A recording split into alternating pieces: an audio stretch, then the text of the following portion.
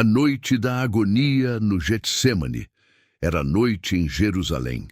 Após a ceia com os discípulos, Jesus conduziu-os para um lugar chamado Getsêmani, um jardim no sopé do Monte das Oliveiras. O ambiente estava silencioso, apenas o som suave das folhas balançando ao vento. Mas dentro do coração de Jesus havia uma tempestade.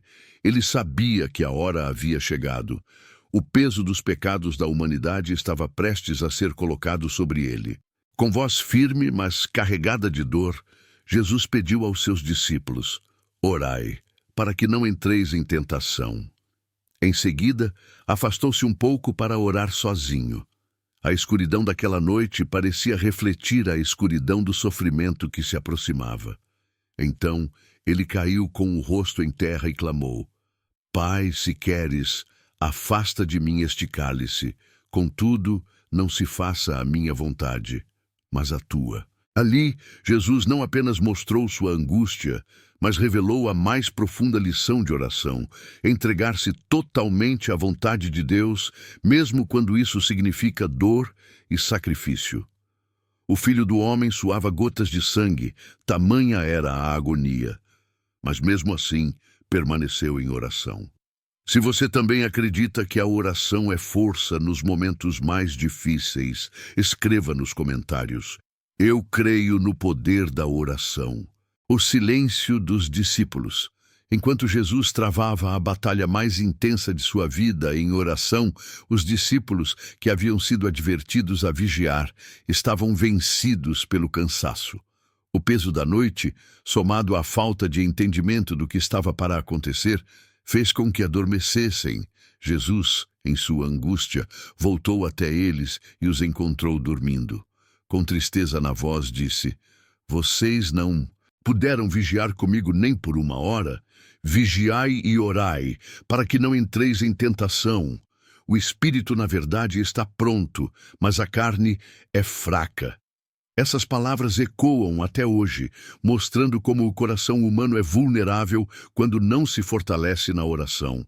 Jesus voltou a se afastar e, pela segunda vez, clamou ao Pai. Seu coração estava dilacerado e novamente se submeteu à vontade divina.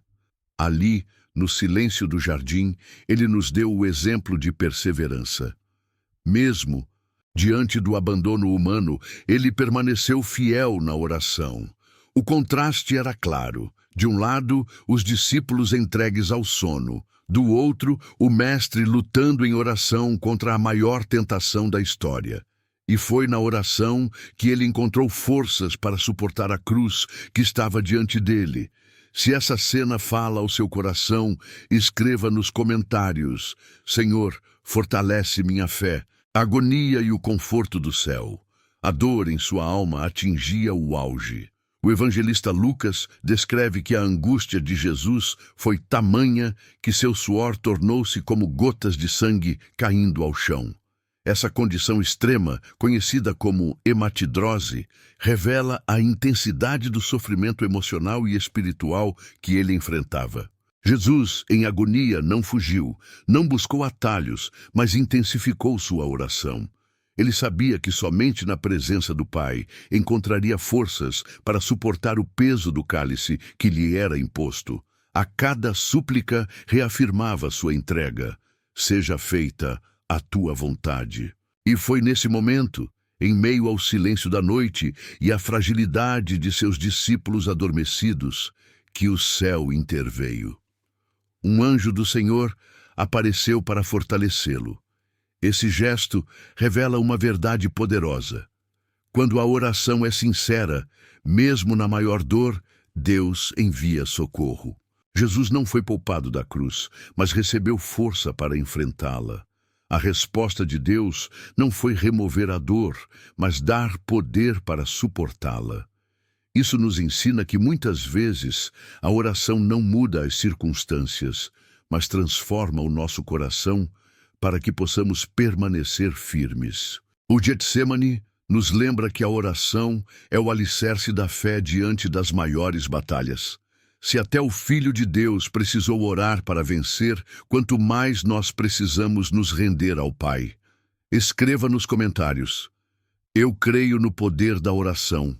O traidor e a multidão fortalecido pela oração, Jesus ergueu-se sereno, como alguém que já havia vencido a maior batalha dentro de si. O peso da decisão estava firmado. Ele estava pronto para enfrentar a cruz. O silêncio da noite foi quebrado pelo som de passos apressados, vozes agitadas e o brilho de tochas que se aproximavam. Era Judas, guiando uma multidão de soldados armados com espadas e paus. O traidor havia combinado um sinal. Aquele a quem eu beijar é ele. Prendam-no. E assim, o beijo da falsidade marcou o início da prisão do Filho de Deus. Os discípulos, ainda confusos e com medo, reagiram de forma impetuosa. Pedro, tomado pelo impulso, sacou da espada e feriu o servo do sumo sacerdote. Mas Jesus, em sua infinita compaixão, repreendeu-o. Guarda a tua espada, pois todos os que lançam mão da espada, a espada perecerão. E tocando no homem ferido, curou-lhe a orelha. Ali, no meio da traição e da violência, Jesus revelou que sua missão não era destruir, mas salvar. Ele poderia clamar legiões de anjos para livrá-lo, mas escolheu submeter-se ao plano eterno de Deus. Sua vitória estava em obedecer, não em resistir.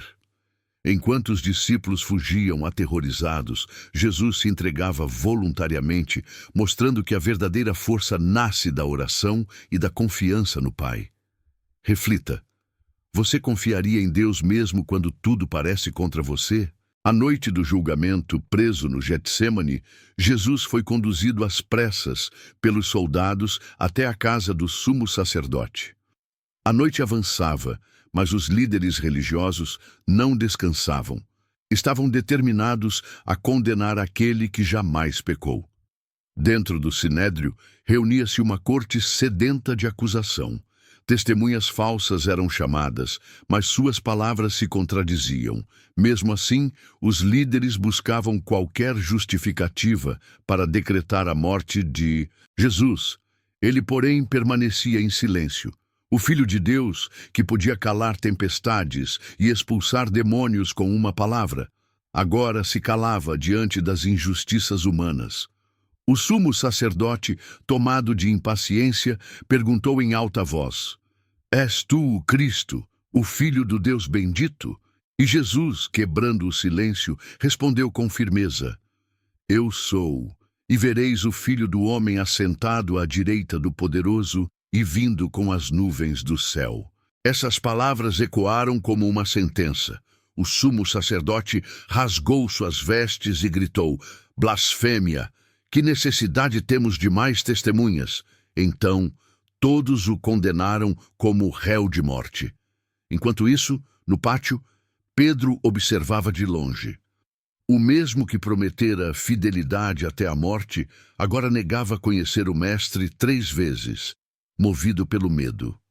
Ao ouvir o galo cantar, seus olhos se encheram de lágrimas, lembrando-se das palavras de Jesus. Naquela noite, o contraste foi exposto, a covardia dos homens e a coragem do Filho de Deus.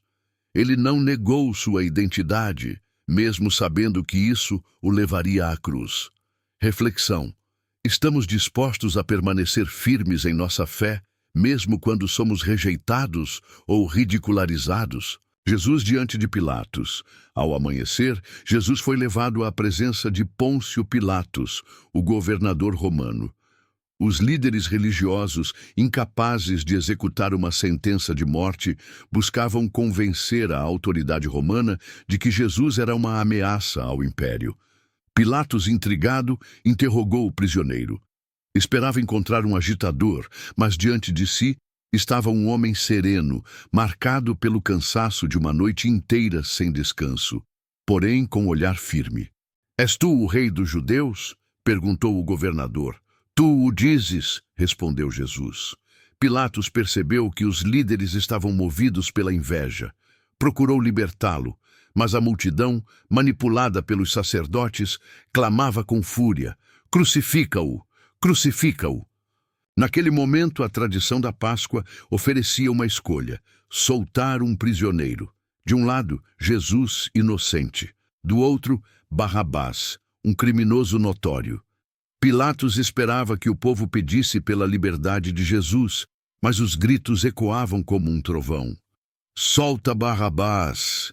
A cena era de injustiça gritante, o justo sendo rejeitado, o culpado sendo libertado.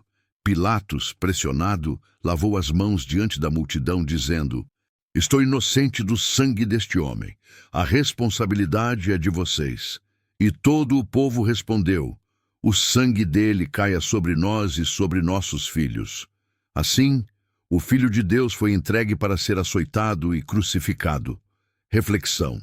O coração humano, quando endurecido, prefere a mentira à verdade e a escuridão à luz. Mas em Cristo vemos o maior ato de amor. Ele se entregou em nosso lugar. A coroa de espinhos e o caminho da cruz. Depois da decisão de Pilatos, Jesus foi entregue aos soldados romanos. Eles o levaram ao pátio do pretório, reuniram toda a guarnição e começaram a zombar dele. Vestiram-lhe um manto escarlate, colocaram em sua mão uma vara como cetro e, trançando uma coroa de espinhos, a cravaram em sua cabeça. O sangue escorria por seu rosto, mas Jesus, em silêncio, suportava cada ferida. Ah, salve, Rei dos Judeus! Gritavam com sarcasmo, enquanto cuspiam nele e batiam com a vara sobre sua cabeça. Depois do escárnio, o açoitaram cruelmente. O chicote romano, com pontas de metal e ossos, dilacerava suas costas, deixando-o quase sem forças. Ainda assim, não abriu a boca para murmurar, cumprindo as palavras do profeta. Ele foi oprimido e afligido, mas não abriu a boca. Como cordeiro, foi levado ao matadouro. Em seguida, colocaram sobre seus ombros a pesada cruz. Jesus, já exausto, começou a caminhar pelas ruas estreitas de Jerusalém em direção ao Gólgota. Cada passo era um ato de amor, cada queda um lembrete da fragilidade humana que ele assumiu por nós. A multidão seguia, uns chorando, outros zombando. Mulheres lamentavam em alta voz, mas Jesus, mesmo ferido, disse a elas: Não chorem por mim, chorem por vocês e por seus filhos. No caminho, forçaram um homem chamado Simão de Cirene a carregar a cruz, pois Jesus já não tinha forças. Mas mesmo em sua fraqueza, sua determinação era imensurável. Ele caminhava para consumar o plano eterno de salvação. Reflexão. Cada espinho, cada golpe, cada passo doloroso era a prova viva de que o amor de Deus não tem limites. A cruz não foi apenas imposta a Jesus, ele a abraçou por amor a nós. O sacrifício da cruz. No alto do Gólgota, Jesus foi estendido sobre a cruz de madeira. Os soldados, sem piedade, pregaram seus pulsos e pés com grandes cravos. Cada martelada ecoava não apenas no Calvário, mas no coração da criação inteira. O Filho de Deus, que curara enfermos, ressuscitara mortos e pregara o amor do Pai, agora estava pendurado como um criminoso. Acima de sua cabeça, colocaram uma placa que dizia em 3 idiomas: Jesus Nazareno, Rei dos Judeus. Era uma zombaria para os homens, mas uma verdade eterna diante de Deus. Aos pés da cruz, alguns riam, outros gritavam insultos. Salvou os outros, mas não pode salvar a si mesmo. Mas do alto da cruz, Jesus não respondeu com ódio.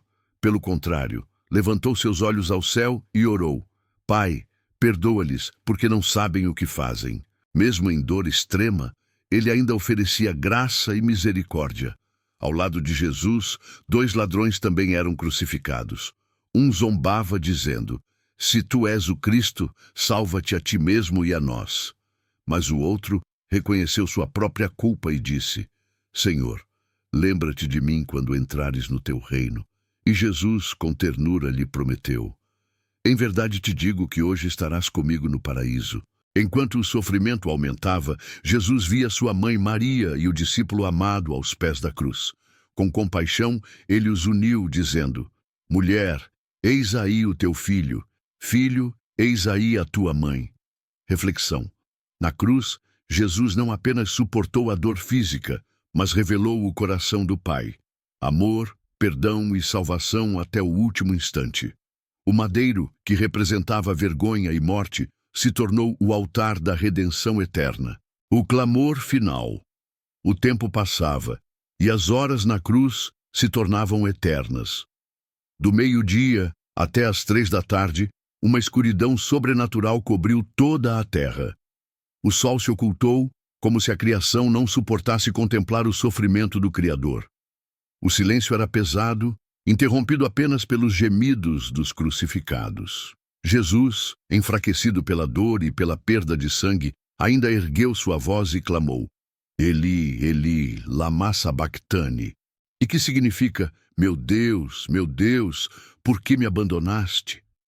Essas palavras revelavam a profundidade da sua agonia. Naquele momento, ele carregava sobre si o peso dos pecados do mundo.